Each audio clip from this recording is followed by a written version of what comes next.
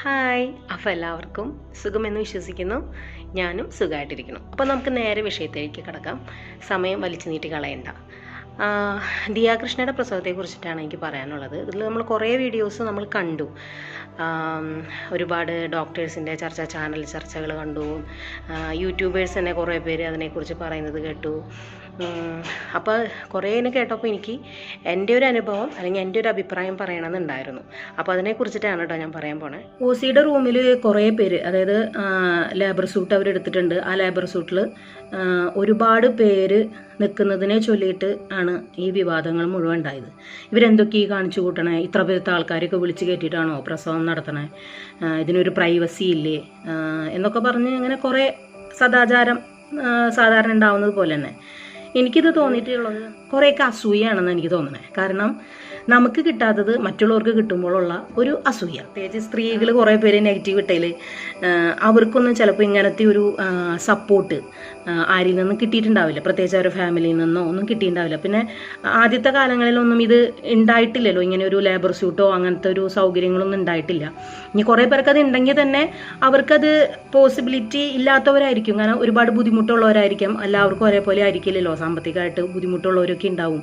പക്ഷെ അവരുടെ ഉള്ളിൻ്റെ ആഗ്രഹം ഉണ്ടാവും, അവരുടെ കൂടെ അവരുടെ ഫാമിലി വേണം അല്ലെങ്കിൽ ഹസ്ബൻഡ് വേണം എന്നൊക്കെ ആഗ്രഹിക്കുന്നവരുണ്ടാവും. അങ്ങനെ അവരിത് ആഗ്രഹിക്കും ചെയ്യുക. അവർക്കിത് കിട്ടണില്ല, പക്ഷെ മറ്റുള്ളവർക്ക് കിട്ടുന്നത് കാണുമ്പോൾ ഉള്ള കിട്ടാത്ത മുന്തിരി പുളിക്കുന്ന പറയണ പോലുള്ള ചെറിയൊരു അസൂയായിട്ടാണ് എനിക്ക് തോന്നണത്. പിന്നെ OCയുടെ റൂമിൽ അവരുടെ ഫാമിലി മെമ്പേഴ്സ് മുഴുവൻ ഈ പ്രസവത്തിന് കൂടെ നിൽക്കുക. അപ്പം അങ്ങനെ നിൽക്കുന്നത് ഒരു ഹൈജീനിക് അല്ല. അത് കുട്ടിക്ക് പ്രശ്നമാണ്. ആ സമയത്ത് അങ്ങനെ എന്തെങ്കിലും ഒരു ആർക്കെങ്കിലും ഒരു രോഗമൊക്കെ ഉണ്ടെങ്കിൽ വളരെ പ്രശ്നമാണെന്നൊക്കെ പറഞ്ഞിട്ട് ഈ ചാനൽ ചർച്ചകളിൽ ഡോക്ടേഴ്സൊക്കെ പറയണത് ഞാൻ കേട്ടു. എനിക്ക് എൻ്റെ ഒരു അനുഭവം ഞാൻ പറയാണ്. എനിക്കിപ്പോൾ ഒരു ഉണ്ണിയുണ്ട്, അവൾക്ക് 8 മാസമായിട്ടുള്ളൂ. അപ്പോൾ എനിക്കിങ്ങനെ ഹോസ്പിറ്റലിലേക്ക് പോകേണ്ട, അവൾ ഡെലിവറിക്ക് മുന്നേ ഹോസ്പിറ്റലിലേക്ക് പോകേണ്ട ഒരു ആവശ്യം വന്നപ്പോൾ അവിടെ നമ്മൾ ലേബർ റൂമിലേക്ക് തന്നെയാണല്ലോ നമ്മൾ കൊണ്ടുപോകുക പ്രഗ്നൻ്റ് ആയിരിക്കുന്ന സമയത്ത്.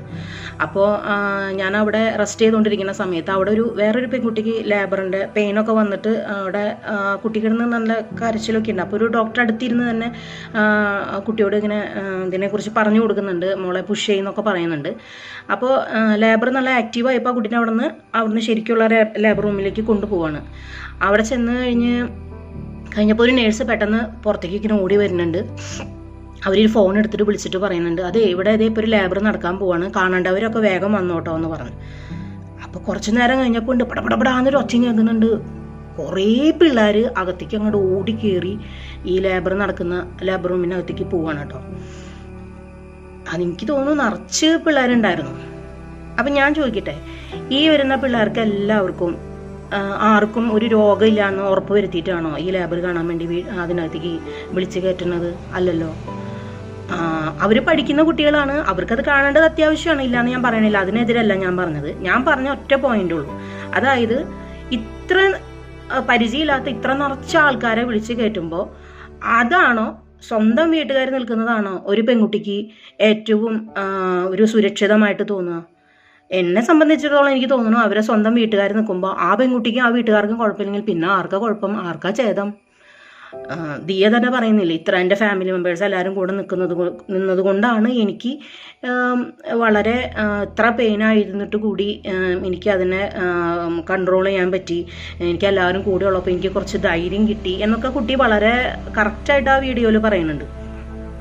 അപ്പോൾ ഇത്രയും ഹോസ്പിറ്റൽസ് അല്ലാതെ നമ്മൾ കണ്ടിട്ടുണ്ടാവും, ഈ നമ്മളെ പരിചയമില്ലാത്തവരായിരിക്കും നമ്മുടെ ഈ ചുറ്റും മുഴുവൻ നിൽക്കണം. എത്ര ആൾക്കാരാണ് ഈ ചുറ്റും നിൽക്കുന്ന ആൾക്കാരെല്ലാവരും.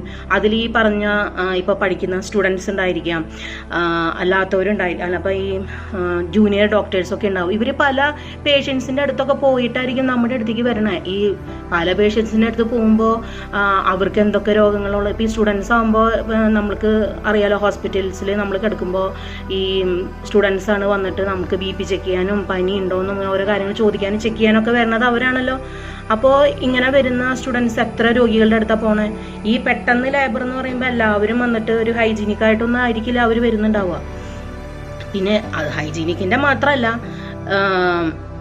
ഹൈജീനിക് ഒരു പ്രശ്നം തന്നെയാണ്, ഹൈജീനിക് പ്രശ്നമല്ല എന്നല്ല ഞാൻ പറയുന്നത്. ചുറ്റുപാടുമുള്ള ഡോക്ടേഴ്സ്, നേഴ്സുമാർ, ഇവരൊക്കെ നമ്മളെ ആശ്വസിപ്പിക്കുന്നവരുണ്ട്. ചിലത് വളരെ ദുരനുഭവമായിട്ട് പറയുന്നവരുണ്ട്.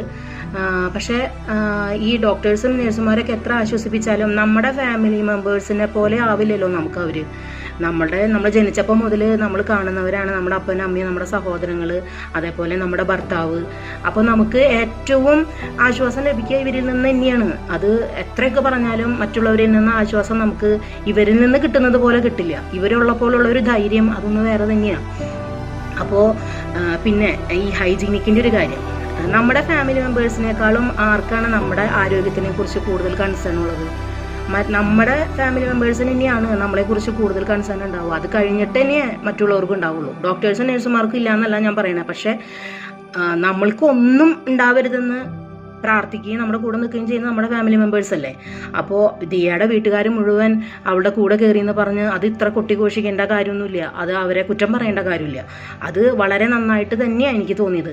കാരണം അവരുടെ അത്ര ഹൈജീനിക്കും അവരെ പോലെ കൺസേണും ആയിട്ട് ഒരാൾ നിന്നിട്ടുണ്ടാവില്ല എന്ന് എനിക്ക് തോന്നുന്നു. എന്തെങ്കിലും ഒരു ആവശ്യം ഇപ്പോൾ നമ്മൾ പറയും നമ്മുടെ കൂടെ നമ്മുടെ ഭർത്താക്കന്മാരെയോ ആരെങ്കിലും നിർത്തണം എന്ന് പറഞ്ഞാൽ ഇവർ നമ്മളെ ഭയങ്കരമായിട്ട് ദേഷ്യവും ഒക്കെ എടുക്കണ സമയത്തേ നമ്മുടെ കൂടെ ആരെങ്കിലും നമ്മുടെ ഫാമിലി മെമ്പേഴ്സ് ഉണ്ടെങ്കിൽ നമുക്ക് എത്ര ആശ്വാസമായിരിക്കും അത്.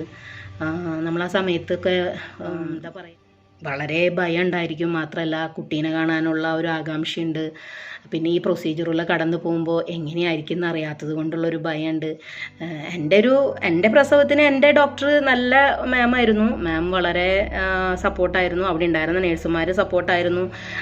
അവർ വളരെ പേടിയൊന്നും ഇല്ലാതെ ഇരിക്കുക, സമാധാനമായിട്ടിരിക്കുക, ടെൻഷനൊന്നും വേണ്ട എന്നൊക്കെ പറഞ്ഞ് വളരെ ആശ്വസിപ്പിച്ചിട്ടുണ്ടായിരുന്നു ഞാൻ പോയ സ്ഥലത്തിട്ട്. പക്ഷേ നമ്മുടെ ഫാമിലിയിൽ ആരെങ്കിലും ഒരാൾ ഒന്ന് ഈ കൈയൊന്ന് ഇങ്ങനെ പിടിക്കാനുണ്ടെങ്കിൽ നമ്മൾ അങ്ങനെ ഒരു ആശ്വാസം, അത് ഭയങ്കര ഒരു ആശ്വാസം തന്നെയായിട്ട് എനിക്ക് തോന്നി. എനിക്ക് ഒരുപാട് ആഗ്രഹം ഉണ്ടായിരുന്നു നോർമൽ ഡെലിവറി ആണെങ്കിൽ ഇങ്ങനെ ലേബർ സ്യൂട്ടിലൊക്കെ പോകണമെന്ന്. പക്ഷേ എനിക്ക് സിസേറിയനായി പോയി. അപ്പോൾ സിസേറിയൻ ആണെങ്കിലും അങ്ങനെ ഒരാളെ ഒന്ന് അനുവദിച്ചാൽ എത്ര നന്നായിരുന്നു.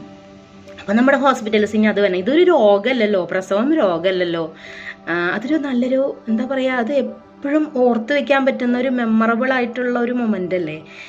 ഒരു പുതിയൊരു ജീവനെ ഭൂമിയിലേക്ക് നമ്മൾ കൊണ്ടുവരല്ലേ. അപ്പോൾ നമ്മുടെ ഗർഭിണി അത്രയധികം സന്തോഷത്തിലായിരിക്കണം. കാരണം ആ ഗർഭാവസ്ഥയിലായിരിക്കണം ആ ശിശുവിലേക്കും ഈ അമ്മയിൽ നിന്നല്ലേ ഇതൊക്കെ പാസ് ചെയ്യണം. അപ്പോൾ ആ സമയത്ത് അമ്മയ്ക്ക് ഉണ്ടാവുന്ന ഭയം, ഈ ഉത്കണ്ഠൊക്കെ ഈ പിള്ളേരിലേക്കും അതൊരു പ്രഷറായിട്ട് വരുന്നുണ്ട്. അപ്പോൾ ആ സമയത്തൊക്കെ പരമാവധി നമ്മൾ ഹാപ്പി ആയിട്ടിരിക്കുമ്പോൾ ഉണ്ണികളിലേക്കും ആ ഹാപ്പിനെസ് തന്നെയല്ലേ പോണേ.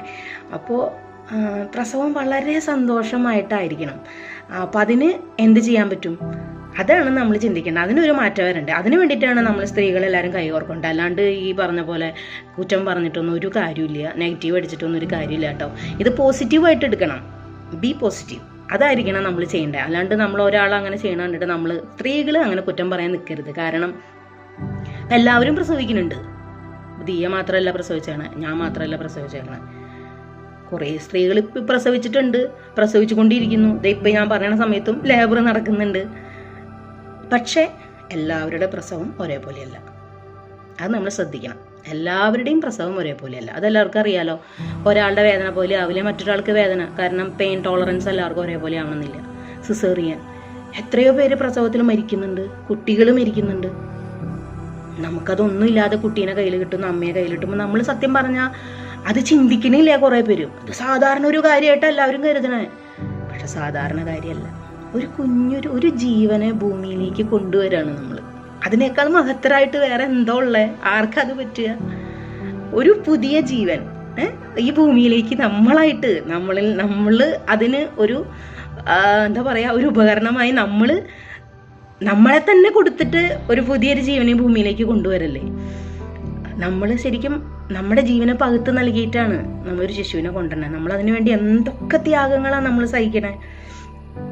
അപ്പോൾ മറ്റൊരു പെൺകുട്ടി ഇങ്ങനൊരു പ്രസവത്തിലൂടെ ആ പ്രസവം കാണിച്ച് അതൊരു പുതിയൊരു വിപ്ലവമാക്കാൻ ഉദ്ദേശിക്കുന്നുണ്ടെങ്കിൽ നമ്മൾ സ്ത്രീകൾ അവളുടെ കൂടെയല്ല നിൽക്കണ്ടേ, കട്ട സപ്പോർട്ടായിട്ട് നിൽക്കണം. ബി പോസിറ്റീവ് എന്ന് പറഞ്ഞിട്ട്. മാത്രമല്ല അവരൊക്കെ കുറേ സെലിബ്രിറ്റീസാണ്. അവരച്ഛൻ രാഷ്ട്രീയത്തിലൊക്കെ ഉണ്ട്. അങ്ങനെയൊക്കെ ഉണ്ടാകുമ്പോൾ അവരിലൂടെ പുതിയൊരു മാറ്റം ഉണ്ടാക്കിയെടുക്കാനാണ് നമ്മൾ ശ്രമിക്കേണ്ടത്. അത് നമുക്കല്ലേ ഉപകാരം, നമ്മൾ സ്ത്രീകൾക്കാണ് അതിൻ്റെ ഉപകാരം.